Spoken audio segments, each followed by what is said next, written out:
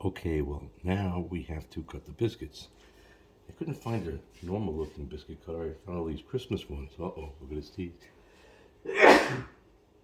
Gesundheit. So I'm going to use this, which is a Christmas bell. Not bad.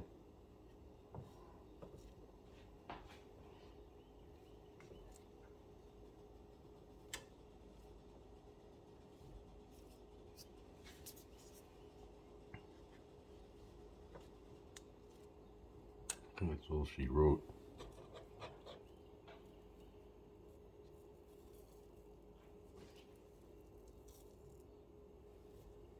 So we'll have to make that into other biscuits.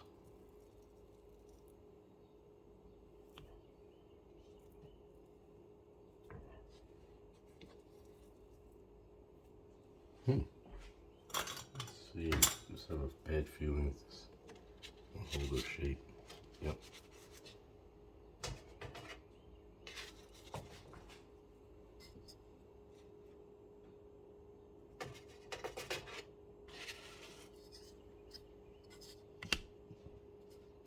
That's a better view.